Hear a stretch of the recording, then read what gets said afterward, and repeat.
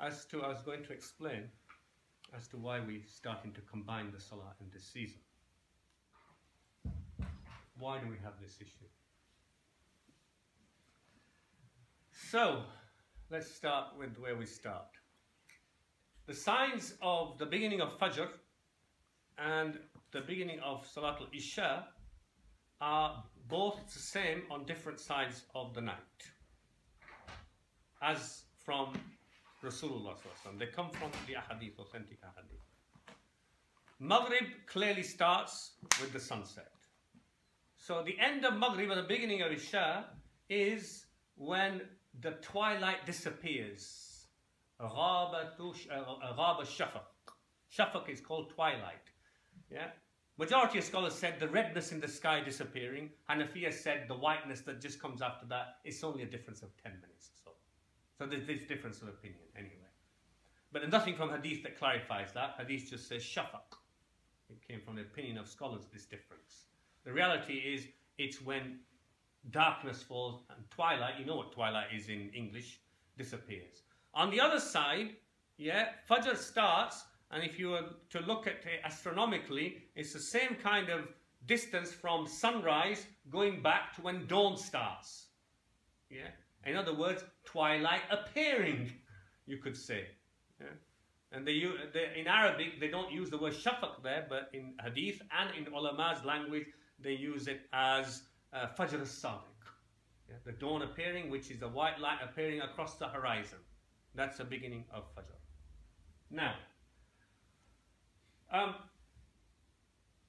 some people from astronomical and joined with what we have evidence from the ahadith give degrees to that.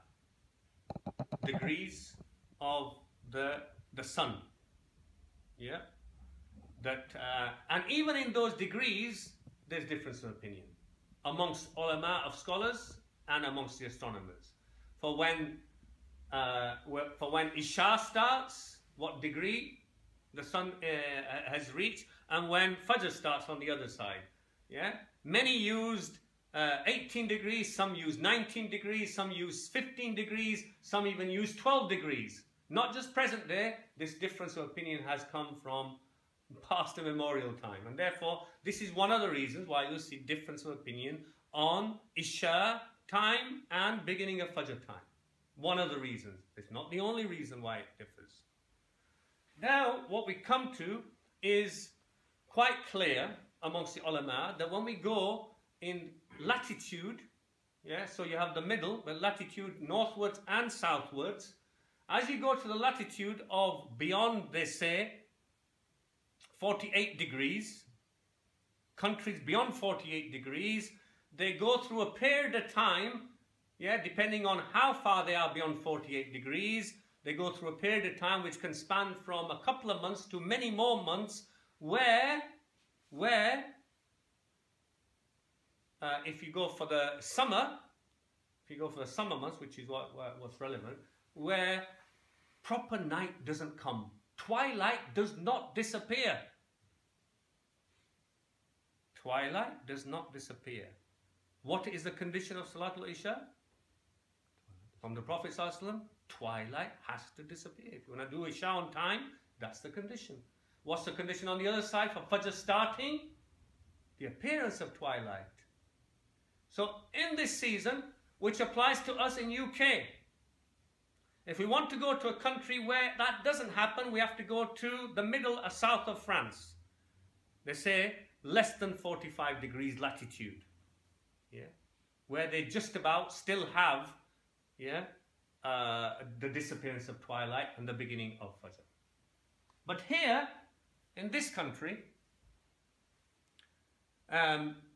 what we have in this season are two things happening. From around, now we're coming up to this May the 16th today, yeah? But from around beginning of April even, and we can go right to August, there are two types of areas of dispute and debate.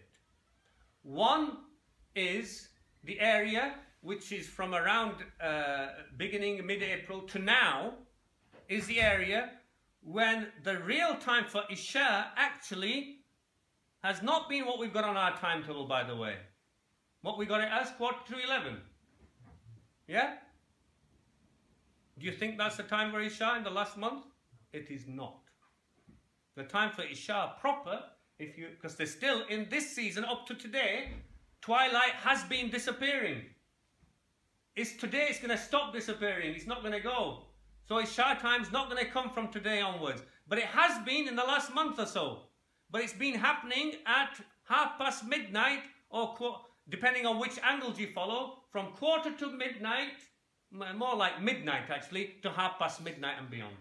That's the real time of Isha in the last month or so.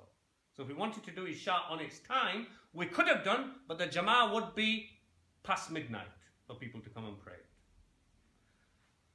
So those who've been coming to pray, we have been, yeah, at 11 o'clock or 11:15, or we did 11:45? 10:45. We have not been praying at Isha time. We've been praying at Maghrib time. Yeah? Be very clear. So this facility is a facility of the ijtihad and opinions of scholars, and they have lots of different opinions. Yeah? So some of them I want to mention. But now we've come to a period where actually you can't even apply that, because Isha time's not going to come. Maghrib time is going to mix with, yeah, the ghurub, when the sun goes down, will mix with the sun rising. There's no beginning of Fajr time, and there's no beginning or end of Isha time. When that happens, what do we do? Now come all the various different opinions. That is fact. Nobody disagrees with that amongst all the ulama. No one ulama with any ounce of knowledge can stand up and say, no, we do have Isha time. Nonsense. Anybody who says that, right? We have Isha time, but from ijtihad. But there is no actual Isha time in the heavens, in the skies, according to the ahadith of Rasulullah. What's interesting, and I don't accept that view, as majority don't, but it is important to mention. Ibn Abidin, the great Hanafi scholar, mentioned that some of the earlier time Hanafi, big scholars, their opinion in this situation, some of them was, and it's an established opinion in Hanafi school, was there is no Isha. In other words, you pray 4 prayers a day. I don't accept that. Majority of ulama don't accept that. Yeah, because they said it is established from the Prophet ﷺ, a mutawatir hadith, that the prayer for a Muslim on day and night is 5 times a day. So even though there's not in the heavens, you can see where they're coming from. I understand their argument. We have to respect that. There weren't Joe Bloggs and Joe Smith public who were going around making these opinions. They're big ulama from the Hanafi school. Yeah, so don't throw them away as though he's full of rubbish. No, we respect that, but we disagree with it. Majority disagree with it, of course. So others, how have they dealt with it in this situation? And to simplify, if I can simplify, is there's various ways of doing it. All of this is going to be now based on ijtihad of ulama. Ijtihad of ulama, because there is no basis for us to come to this decision. Yeah? Yeah? So we don't follow any of these ijtihad and say, this is absolutely right, the others are all dal. Dal, I mean, I don't mean dal as in the letter dal, I mean dal as in dal-leen, they're all misled. We don't say anything. Anybody who says that, they're ignorant. Because these are all scholarly opinions. Some suggested, what should we do? We should take Aqrab al-Ayyam, or Aqrab al-Yawm. What does that mean? We should take the nearest day on which there was a disappearance of twilight on both ends, yeah? And we should carry on with that time throughout the season where there's no disappearance of twilight. So for us, for example, if we followed that opinion, what would we be doing? We would carry on praying Isha at 12:30 midnight, yeah? And therefore, and Fajr would have to follow the same thing. The reality of Fajr, if you follow those things, is starting around 1:30, 1:45 on the other side. That's one solution some came with. Others said, let's divide the night into 2 halves. So our night starts, let's say 9:30. Yeah? Ghurub. Tulu al-Shams, 4:30 about, isn't it? Right? Sunrise. When it gets to 9:30, it'll be about 4:30. No, now it is. When Maghrib gets to 9:30, it'll be about 4:30. Right? I'm doing it for simplicity. Yeah? So they say, let's divide the night into two halves. Right? If we divide it into two halves, how many hours have we got between 9:30 and 4:30? 7. So we go down the middle, which will be 3.5 hours from 9:30, takes us to what? 1 o'clock. They said before 1 o'clock, pray Maghrib and Isha. They don't specify time. Yeah? But after 1 o'clock, it's time for Fajr. Yeah? So that's another solution some came with. I don't find it so practical. It's much more difficult to apply that one as well. I think the first one's difficult to apply as well. It leaves us in some issues of narrowness. Then others said, let's divide it into the night into sixths. Sixths. They have some basis for that. Shafi'iyya said, let's divide it into sevenths. Some ijtihad. The sixth one is quite a good one, because it said, look, the Prophet ﷺ, the use of a hadith of the Prophet ﷺ praying in the last third of the night. Some hadith came authentic how Aisha said how she divided the night. You know, he used to pray Isha when a third of the night is gone. Then he used to sleep. He used to wake up a third of the night before, sleep a little bit, 6. So using hadith, they said we'll divide it into 6. And they also use the hadith of of Allah subhanahu wa ta'ala descending in the last third of the night. Using all these hadiths, they say we'll divide it into 6. Those who divide it into 7th, it's not far off really. It's a difference of 10-15 minutes. So what do? They divide it into 6. So 9:30 to 4:30, if we take that example. If you take the 7th one, you mean 7 hours, doesn't it? 7 divisions. If you take 6th, it means 1 hour, 1 hour 10 minutes really, doesn't it? Okay? So if you use that, they say, right, from Maghrib to Isha, yeah, is the first 6th. Yeah?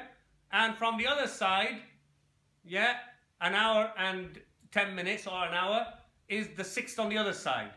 So that 6th going by, you can start praying Isha then.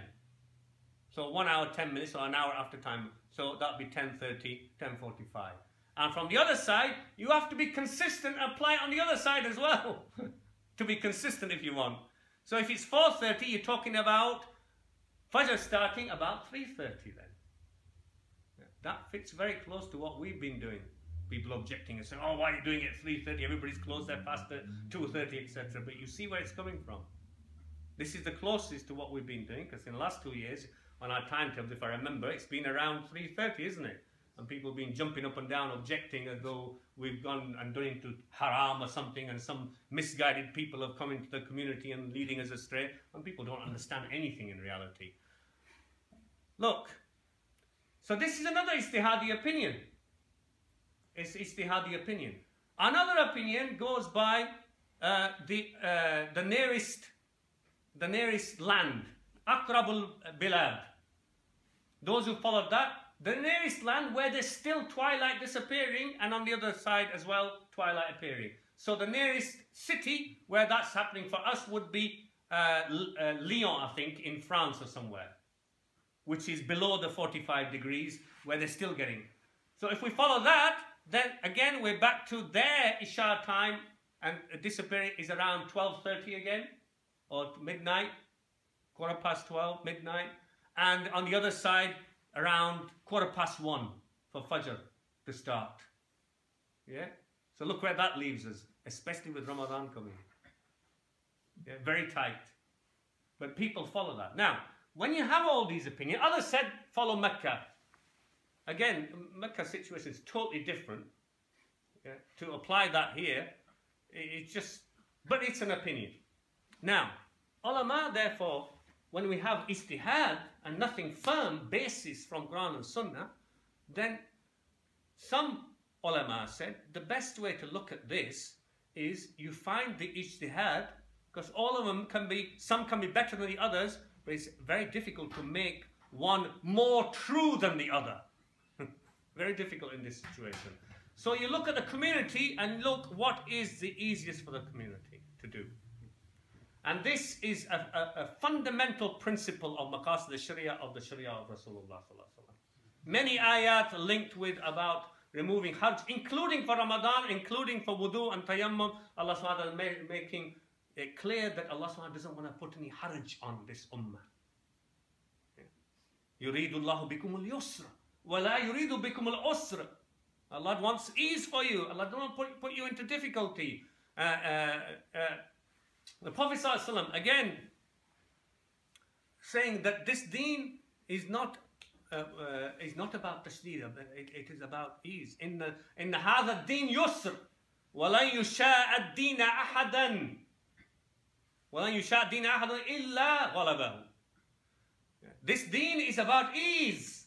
Prophet ﷺ himself. And he said other riwayahs saying, destroyed will be those who are hard and go to extremes in this deen. Yeah? Hard in their opinions, hard mutanatti'un. Yeah? So many hadith came like that. And nobody goes into a severity in this deen except that it destroys them, basically. And then the Prophet ﷺ, very well known, Ma khujra Rasulullah sallallahu bayna amrayn. That there was no time that the Prophet ﷺ was given choice between two issues, and he always chose the easiest of them as long as it was not sinful. Because if it was ithman, he would be furthest away from it. All these ijtihad opinions, where's the sin? So what do?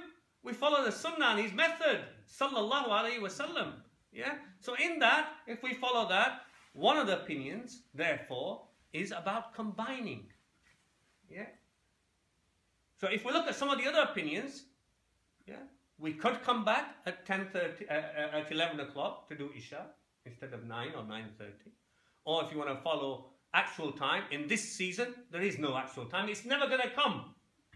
Even if you come midnight, you are praying at Maghrib time. There's no Isha time.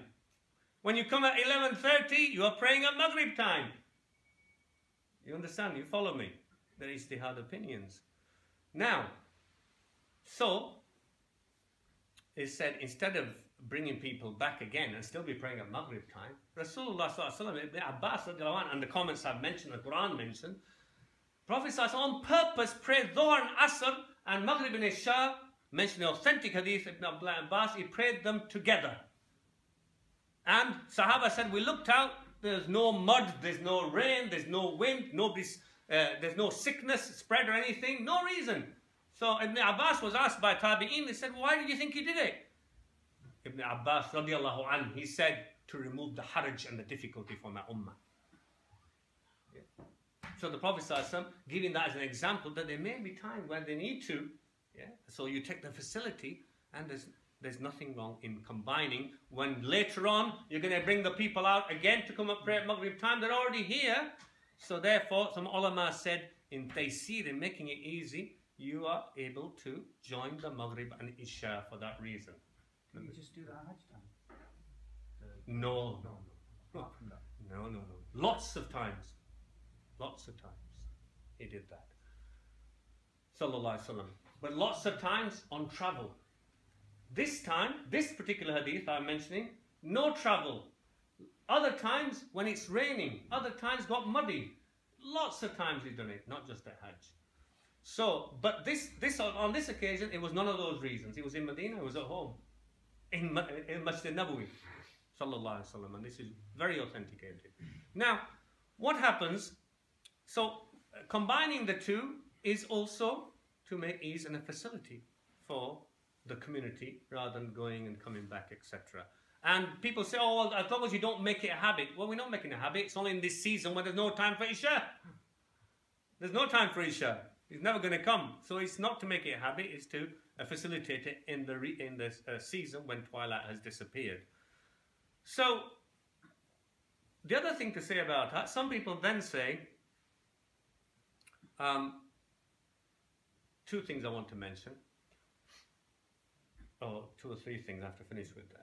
One is that, of course, the madhab of Hanafiya And, you know, we love Abu Hanifa and we love the madhab of Hanafi. All the madhahib have issues in the end that we can be critical and look at. But here, what I'm saying, just for a fact, that they have a problem with Jama'ah. They just don't accept joining prayers together. This is the madhab, the Hanafi madhab. But it's the madhab. Yeah, it's the majority of madhahib, they're okay with doing that. Nevertheless, they accept something called Jama'ah Suri. And they have this claim from Abdullah ibn Mas'ud that the Jama'ah, the combining of the prayers of the Prophet ﷺ was only in Hajj. This is their claim, but the ahadith in abundance is evidence against the claim. I have to say that, because that's the reality. And they say, Jama'ah Suri, they say, oh, well, what we find is that he's delaying his prayer to the last time, for example, Dhuhr. He's waiting till it gets to the last time of Dhuhr, and straight after it's time for Asr, so he's praying them together because of that reason. Yeah? That's what they accept. So they accept it combined in that situation, scenario. But we have from the Prophet ﷺ where he did Asr at the earlier time. It's called Jama'ah Taqdeem. So he does it at the earlier time of Dhuhr and joins Asr with it as well. You can't use that picture there. Nevertheless, the other thing that some people object to, they say, in others, say, well, if we're going to do Jama'ah, then the way of Rasulullah is standing up, praying the Maghrib, and straight after doing the Iqamah and praying Isha. Why do you leave a gap? This is not following the Sunnah. The reality is, this is not established as the Sunnah. Ibn Taymiyyah says, Rahimahullah, in this issue, he says, the qasr, doing the shortening of the prayer, came to facilitate and make things easy for people. And to combine came as an ease as well. So why are you putting conditions on where conditions don't belong? No conditions came. Yeah? So if it's fine if somebody's done Maghrib, for example, and they have a break or a rest, or they got something to do, and 10 minutes later they do Isha. What's the problem? There's no problem. Don't put conditions where they don't belong.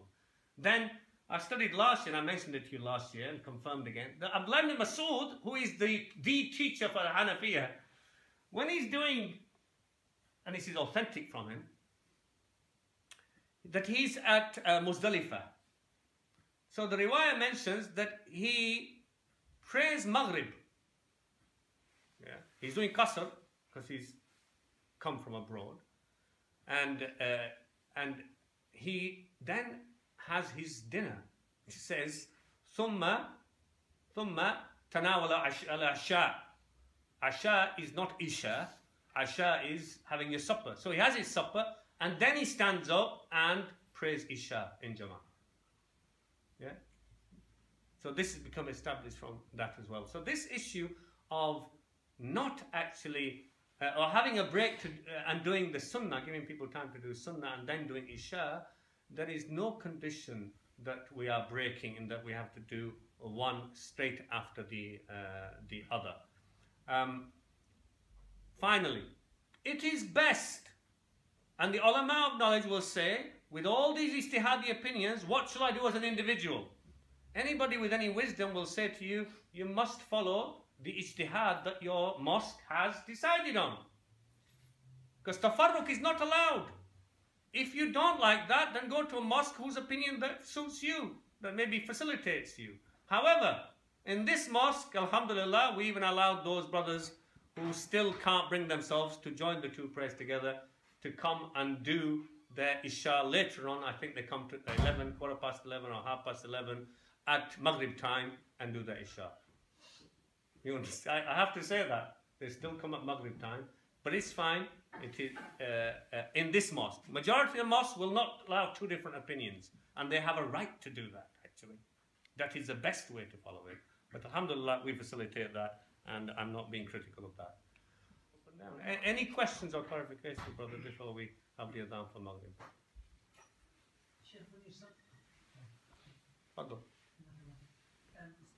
Some mosques will start the combining of prayers from 1st of May, and I know you mentioned that you can do. You know the problem about the twilight Because from mid-April, isn't it? Because the issue, I told you, it's in middle of April or something. It started where Isha's already moved to so late, midnight or 11:45. It's moved already. So for that, they're using it as a facility rather than calling people for the actual time for Isha. Because what we've been doing, we've still been praying at Maghrib time in the last month. So we could have started from the day. We could have. I haven't got a problem not. For the lazy person, we do that. We could have, but this mosque has decided, and I'm okay with it, that we'll start doing it at this time. I think people want Not because I want to keep Brother Malik Akram happy, because I'm okay with it anyway. and the majority of people wanted it first to play. Did they? There you are, you see. Yeah. Maybe we should take a vote. Every day they were asking when. They're asking when are we starting to combine. Yeah, yeah. And you're absolutely allowed to. Yes, bro. How long will the combining go? It goes, if you go by just the complete disappearance of the beginning of Fajr and disappearance of the beginning of Isha, it goes to the end of July. Yeah, end of July. If you go by the other criterion, it can go to the middle towards the end of August, So after which Ramadan, is very late Isha, midnight. after Ramadan, do we carry on or are we going to stop?